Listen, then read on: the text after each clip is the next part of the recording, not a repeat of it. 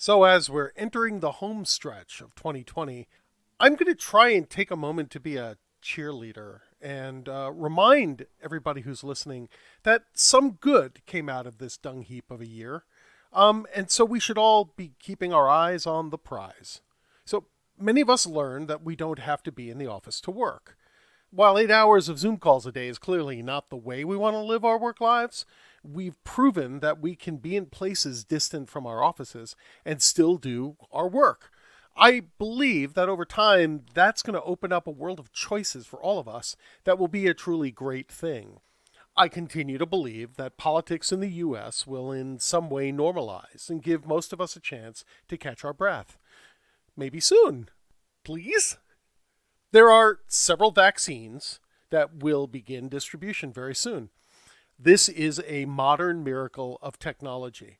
Remember that. In the past, it would take as much as a decade to do what we've accomplished in less than a year. We are possibly seeing some of the greatest dividends of the application of great technology and the advancement of human knowledge in a way that is going to change the world forever. It also means there is an end to the pandemic on the visible horizon. But you should still wear that damn mask for a while longer until we get there. Remember, that's how this thing spreads. Masks save lives. And finally, from the words of my guest today, as a relief valve, repeat after me. I can't control any of this, and none of this is my fault. I will not forget that the whole world is going through this at the same time. Look, the lost year of 2020 is happening to all of us at once. So have the grace to be kind to yourself as well as to those around you. Oh, and did I mention to wear your damn mask?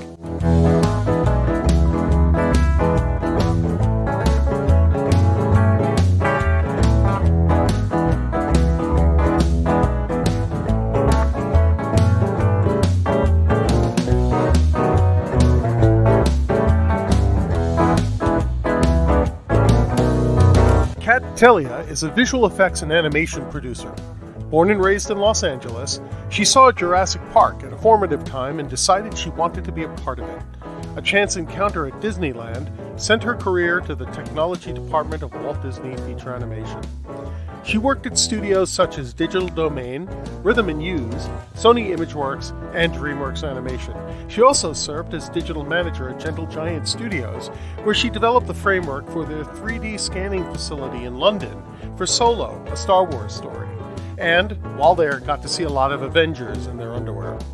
She's a Visual Effects Society board member, as well as a member for the Producers Guild of America.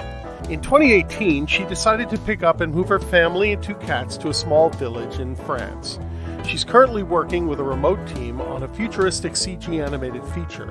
In her spare time, she's giving the local Brits French lessons and teaching herself machine knitting. Hi, Kat. Thanks for coming on the podcast this week. My pleasure. Why don't we start out by you telling the audience a little about who you are and what you do? Sure.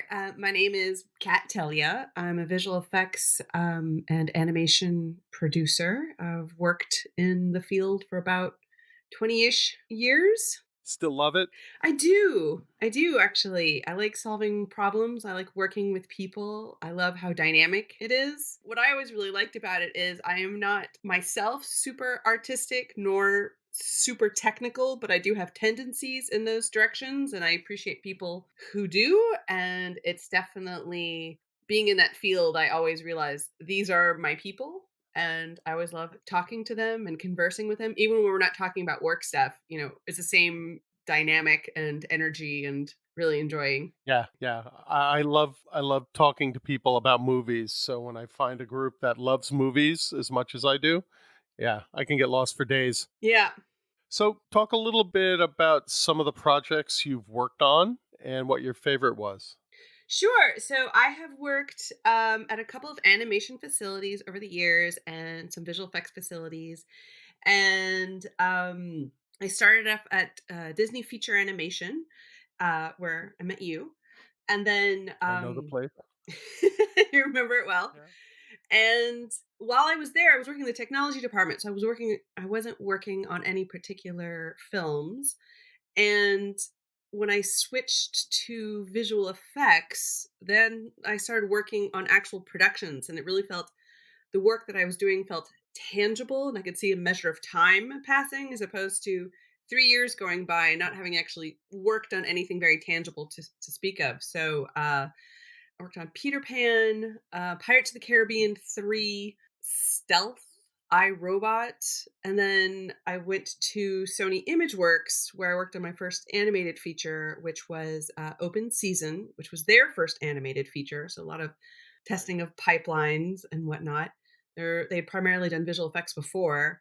And then I went back to visual effects at Rhythm and Hues for Alvin and the Chipmunks 1 and Uh-huh. The Mummy 3.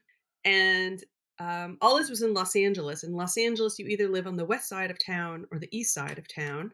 And you're kind of defined by this. And I always defined myself as someone who lived on the east side, and all these facilities were on the west side. And I was very determined to shorten my commute and go back to the east side of town. And so I Okay. ended up at Dreamworks Animation, where I know that place well I also. saw you again.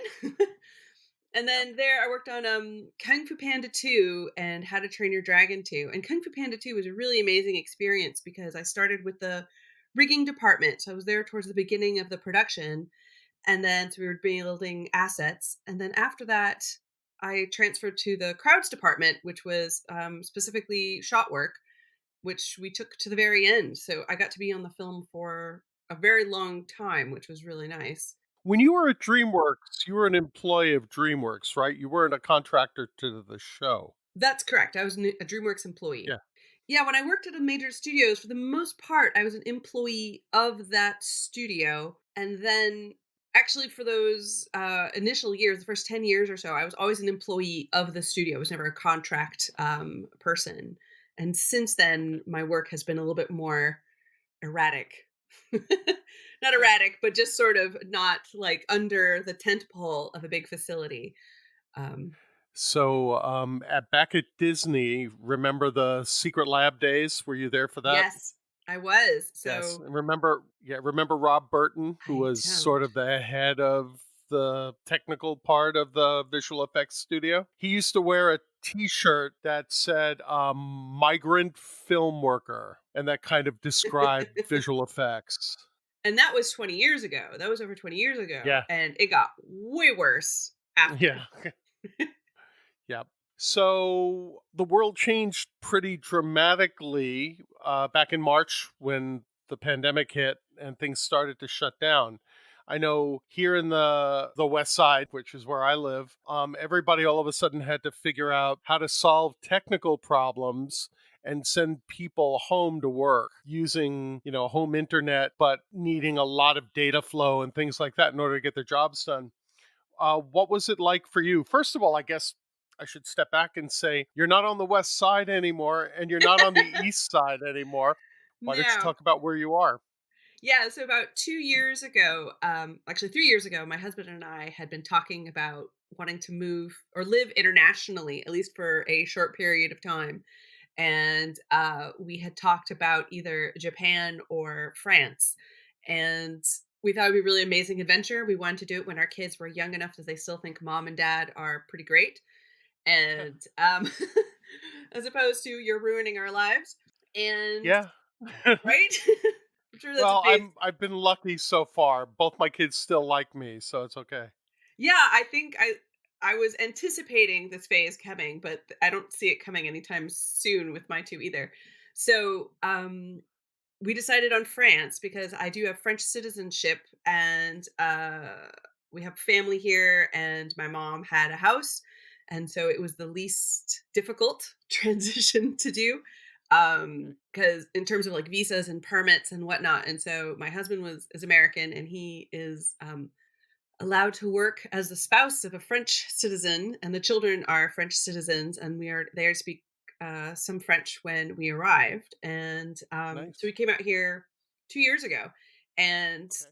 the idea was to come out for a year to try it out, but it took us about 8 months to go all the paperwork filled out Okay. and to buy a car to get finally registered, and we're like, oh, did we just do all this just for like 4 minutes to 4 months to relax? Why don't we just extend another year?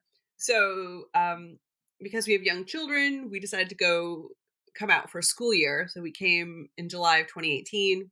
And so then the summer of 2019, we decided to go to LA for a month to visit family and check in on friends and eat as much Mexican food as possible. Not a lot of that in France. No. And also, we're not in a city, so it's doubly nowhere to be seen. Okay. And then our plan was to return to California in summer of 2020.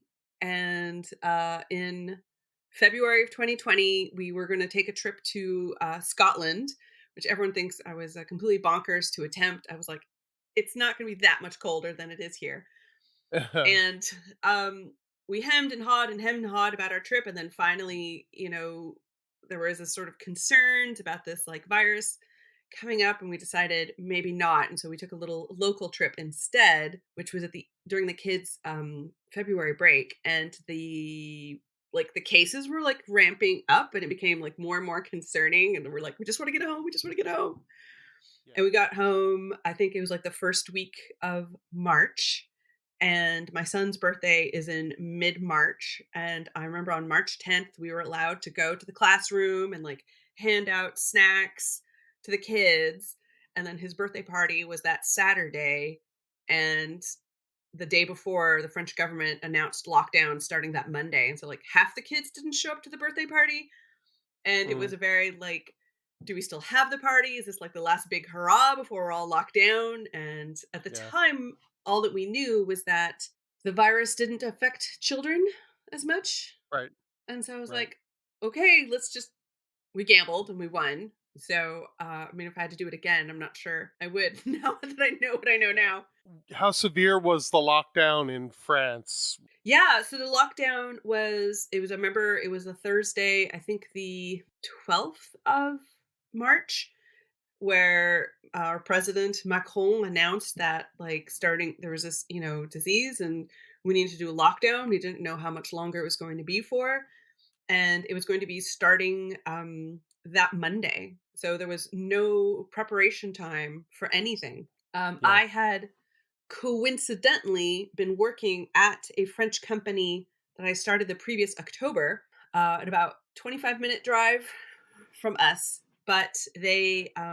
that December, so December of 2019, there were transportation strikes in France, and I could not Ah, take the train to work anymore. So I'd already started this sort of mixed hybrid working from home situation. It was kind of like a practice run, but everyone else was in the office and I was the only one working from home, and I felt very disconnected from everyone. And then the project ended at the end of February, and then the transportation strike never really fully ended. So I was mostly working from home okay. anyway, and then we found ourselves not fully employed. So the transition employment wise wasn't huge for us. The biggest transition was suddenly we were schooling from home. What was day-to-day life changes like? I mean, lockdown here in California, at least initially, all retail except for essential services, which was grocery stores and auto mechanics and things like that, were closed. If you were a restaurant and you could do takeout, that worked and that was okay. And then pretty much everything else was stopped, right? Unless you were an essential worker, you had to stay home. Yeah, That's what it was like there as well. it was very similar. So basically, it was a full, complete lockdown, and the only things that were open were grocery stores. Um, Okay.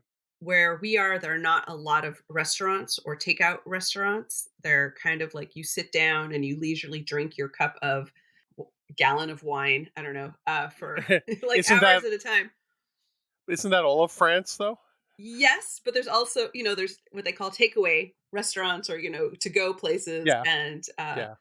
quick food places. Or we don't really there's a drive-through restaurant that I can think of in our actual neighborhood, but like everything was closed. Okay. Like McDonald's was closed, which is the one drive-through, and Okay. all the restaurants were closed. So the only place you could go was the grocery store. And we didn't have masks at the time, so it was kind of like you could go to the grocery store. But you were spreading it. Right, but we weren't sure how to kind of protect ourselves. We didn't have a lot of information in the very beginning, and we had to fill out these oh, what are they called in English? They are these attestations, which was basically you had to fill out a form anytime you were planning on leaving the house. And Okay. we were permitted to leave the house for about 1 hour, no further than 1 kilometer from our house. So you could go for a short walk. After a while, and the rules kept changing. So you couldn't, after a while, you could ride a bike, and then they stopped. You could not ride a bike any further. The lockdowns became more severe.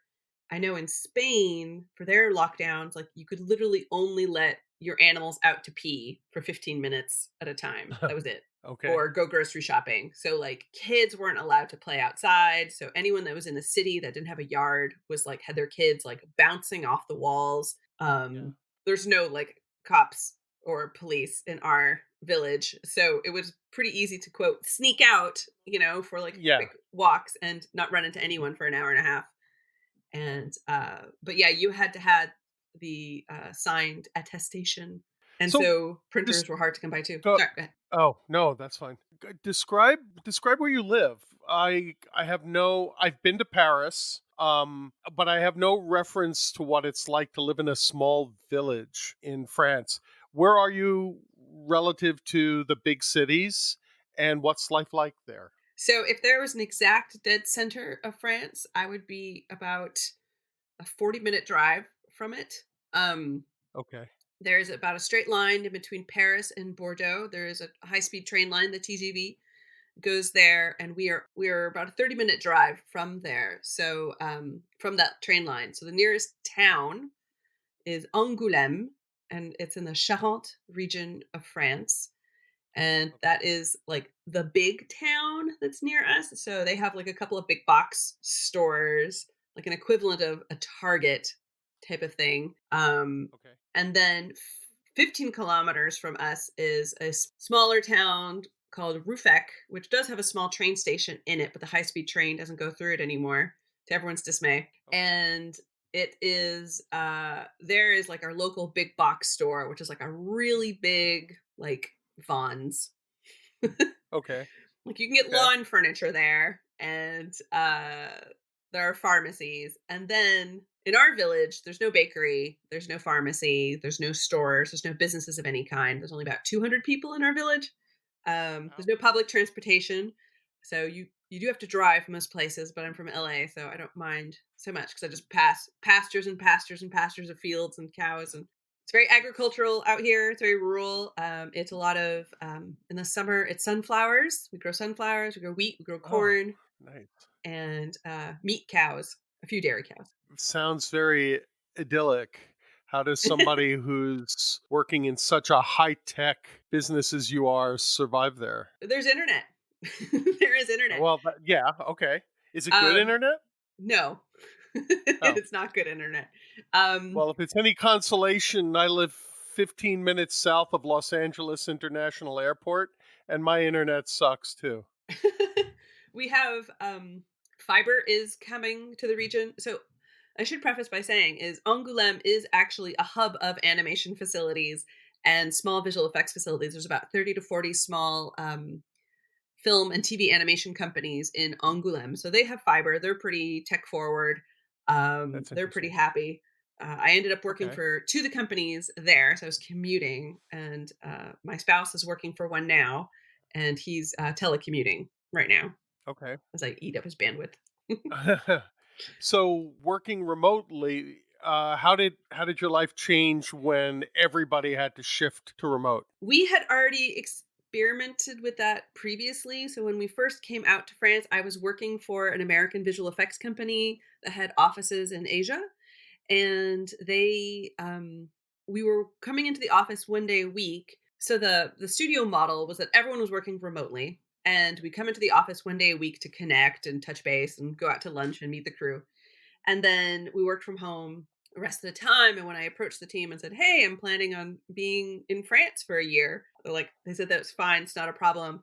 I just swung my hours, and I worked remotely, but I was also online at the same time as Asia was further of the day. So my day overlapped a little bit with Asia's day, and my day overlapped better with Pacific Standard Time. So it Right. worked. I was already used to working from Okay. home, and my spouse was had done some work remote as well. So that wasn't a huge change for us. I think for us, the bigger change was moving from a city to a rural area, because then we already got cut off from a lot of the stuff that we were used to doing. We didn't see our friends every day anymore. There was not like a bunch of parties after work. There weren't a bunch of events or birthday parties. A lot of our social life scaled down and mellowed down. There was no takeout restaurants. There was a lot of that really changed when we moved to rural France as opposed to being in a big city like Los Angeles. And so I think that was like, that made the confinement a little easier. Okay. So, having lived it for a while now, do you prefer this more rural lifestyle to being in a big city? I think living a confinement, we call it the confinement here, so sorry if I keep using that word. No, it's okay. It's I think it made it a lot easier being in a rural area than being in our house in Los Angeles. So in our house in Los Angeles, we don't have much of a yard either. There's not We maybe could have gone on a couple of walks, but it wouldn't have been um it it wouldn't Yeah. we would have run into people, especially in the beginning of the lockdown. It would have been very Yeah. like, there was so much uncertainty. We didn't have enough information as to, are Yeah. we, how close is it when someone's infectious to you? We Right. really had Yeah. so little information in the beginning. That was the Yeah. hardest. So, farmers tend to be more conservative types. Are you feeling any kind of pushback especially where you are, but in France in general, to all of the restrictions and the lockdowns? The French like to grumble a lot in general. It's basically a national pastime. There's constantly Yeah. protests and Yeah. anger at something or another, always. We had what they called the yellow vest protest. We had the transportation protests. I remember Um, seeing some of that on the news. Yeah. yeah, and they were I remember when the yellow vest protests initially started. The yellow vest is a standard safety vest you're supposed to have in your car at all times for, if you break down or something and you have to step out of your car, you wear it so you don't, get hit by another car and die. So the Got idea it. is that everyone's supposed to have one in their car. And Yeah. as a show of solidarity, they would put their safety vest, tucked to the windshield of their car. So Okay. when you were driving by and they would, if they were protesting and they saw that you had the yellow vest in the windshield of your car, they'd be like, all right. And there was one time I remember before, we had just gotten here and people were like, where's your vest? Or like, folded in the back of the trunk. Like, Huh. clearly that was the wrong answer. But in terms of the lockdown, there have been people who have been cheating or blurring the lines about it. But overall, I find people pretty respectful of it. Where we are, like in the grocery store, everyone's wearing the masks. There are a lot of people with their noses sticking out, which is unfortunate. But Yeah. I saw a paramedic of all things in uniform in the store last week, and he was wearing his mask below his nose. And I looked at my daughter and I said to her, "You think he'd know better?"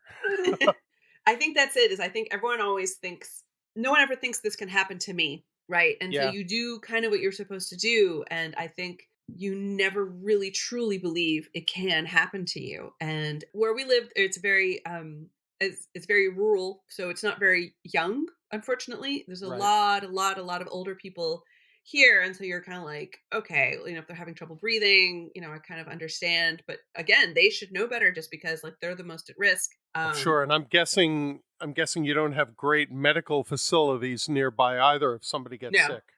no, it's much like all rural areas. There is a small local hospital, but the nearest big hospital is in Angoulême, which is a 35-minute drive away. Yeah. Yeah, So as we roll into the second big wave of things this winter, have things locked down again? yeah.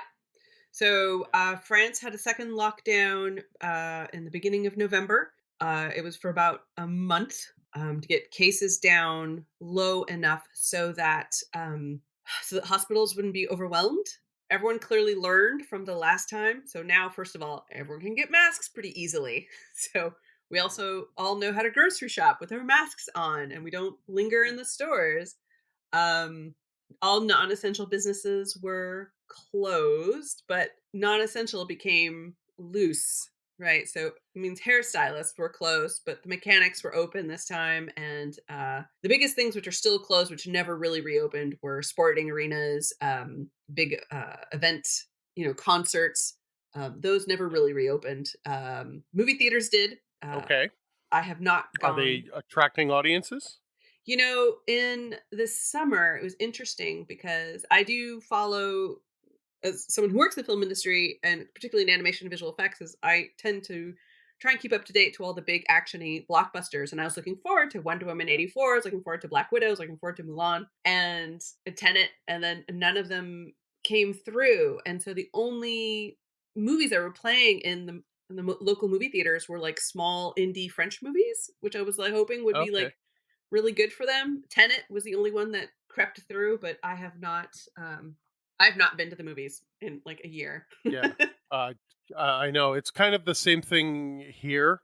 LA County, because we never really got our numbers well under control, never reopened movie theaters. Yeah. And I was at the Americana, which is a big outdoor shopping center in Glendale, Mhm. about 3 weeks ago. And the movie theater is closed, but the marquee looked like last Thanksgiving's, right? I mean, it had all of the big movies from the end of 2019 still up on the marquee. Oh, they It didn't was even weird. change them. That's weird. No, yeah, they didn't take them down. They didn't put up any signs or anything. They just closed the doors. It's kind of creepy.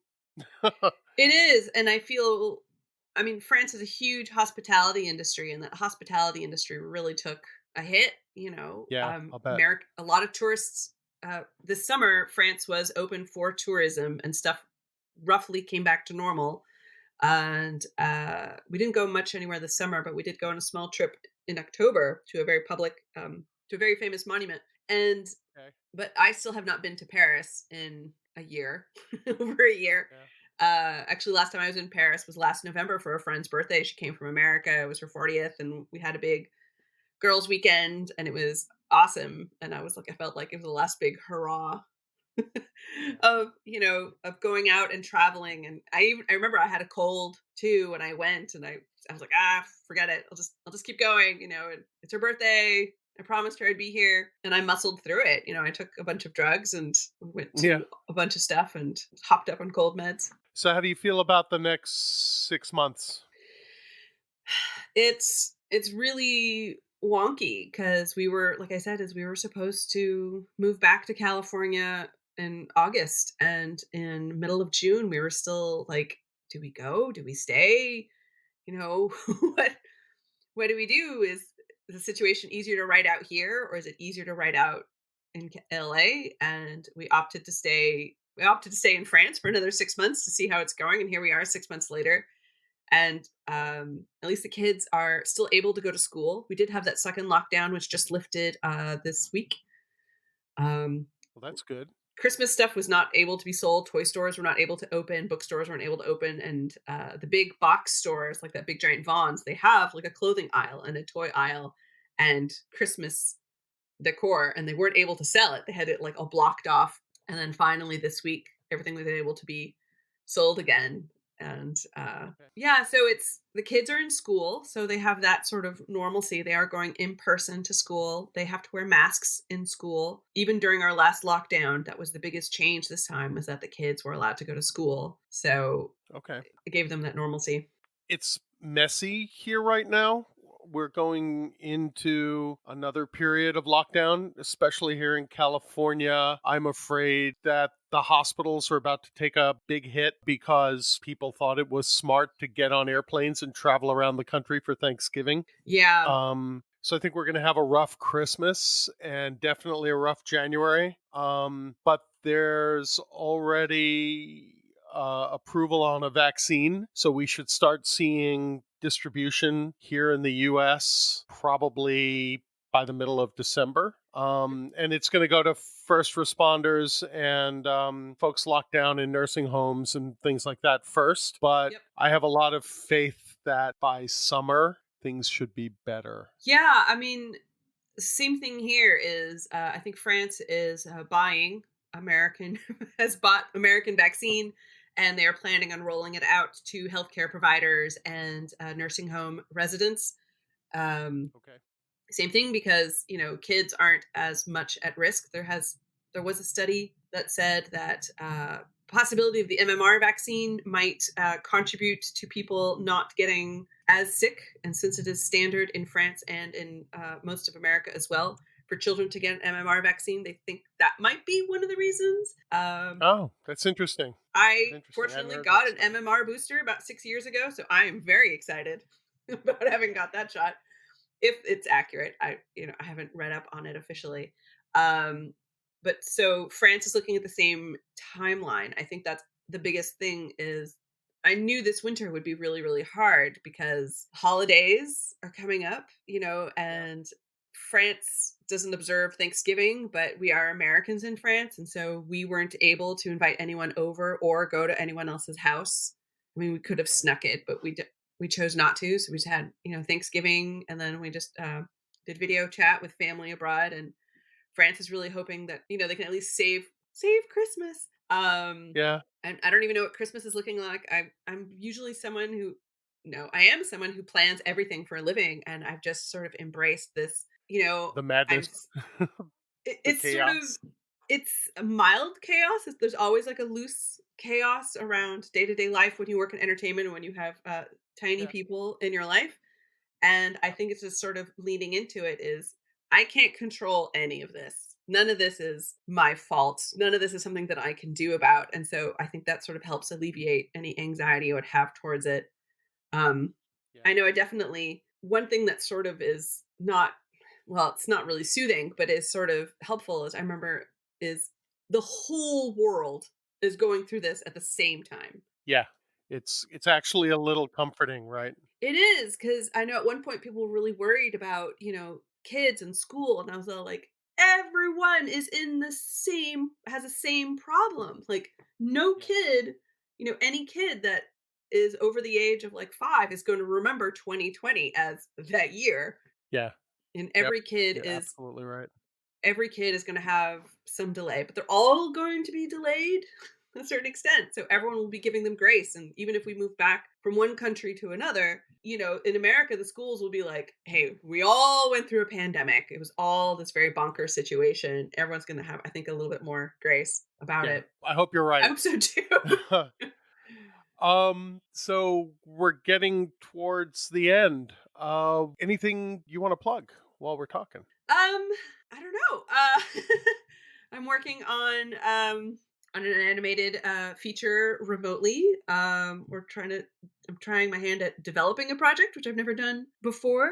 It's pretty exciting. And when we started this project, the idea behind it was that we would be working with multiple studios, and then COVID hit shortly after I came on board the project, which was last February, and we realized how easily it would be to just sort of transform it to an entirely remote process, which became very easy to do. It was like, oh well, just no problem, we'll Yeah. just switch to a whole remote pipeline, which is possible. And I think that was sort of the idea is everyone, I love how it's definitely been some challenges to have everyone go work remotely, but since this is, like, as we mentioned earlier, is because this is happening globally, everyone's pivoting at the same time. Now everyone is much more Yeah. open to working remotely, video calls, and I belong to some professional guilds, and they've moved everything online, and so now I can attend Yeah. events, which Yeah. which has been I'm a great. member.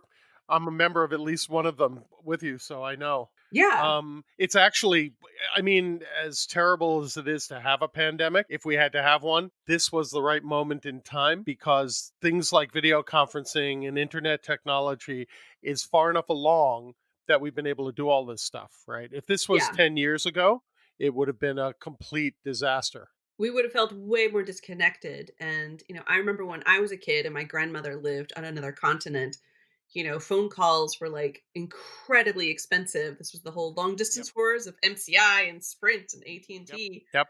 I remember. And they would, a phone call to grandma was like, say hi. And that was it. Yeah. And that was my only connection that I got to talk to her.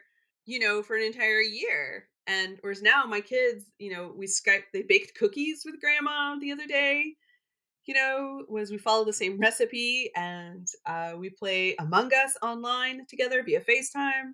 Oh, sweet. Um, it definitely has that, it definitely allows us to feel much more connected and less isolated. I think, as you said, it, it couldn't have come at a better time. I mean, if this had happened in the Yeah. 50s, this would have been, a lot of businesses would have just stopped. And Yeah. like I know in animation, a lot of stuff would have been able to, animation, and visual effects have been able to do some work.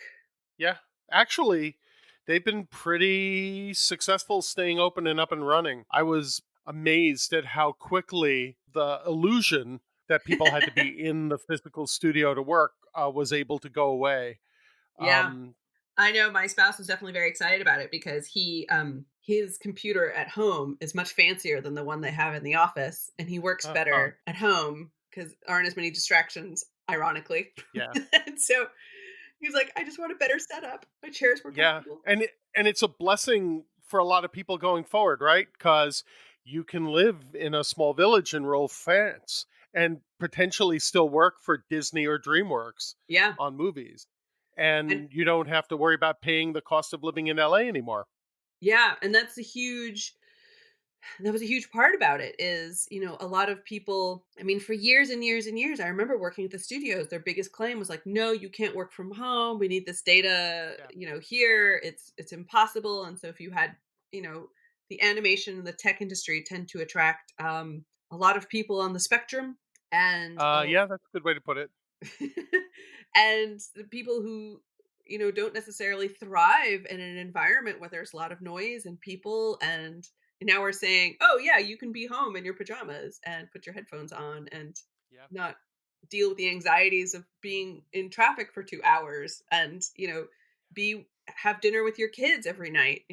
There's I hopefully Yeah. I hope we learn from this, and we learn the balance of that maybe our lives shouldn't be all work, and that we can Yeah. do a little bit of I'm both. I think on the tech side, we'd already been sliding into that. I was working for a large e-commerce business based in Beverly Hills was my last job, which ended back in November of last year. Hmm. And getting people to come into work was impossible because we were not near a freeway and we were in just that one spot on the west side of LA that was almost impossible to get into.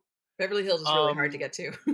and so one of the things we had to do was offer people time working from home. Otherwise, we couldn't attract the talent. So now I think what we're going to see is a glut of commercial property because a lot of companies will just shrink their offices or close them down. Hmm. And potentially we're going to see people moving to places like Iowa Hmm. and still working for the company. And now, as a business owner, they're going to have to figure out how they pay the guy who's working locally, 150,000 a year, and the guy in Iowa who's doing the same job, something that's commiserate with where he lives. There's all kinds of interesting challenges in front yet, but the world is different going forward. It's never going to be Yeah, what it used to be.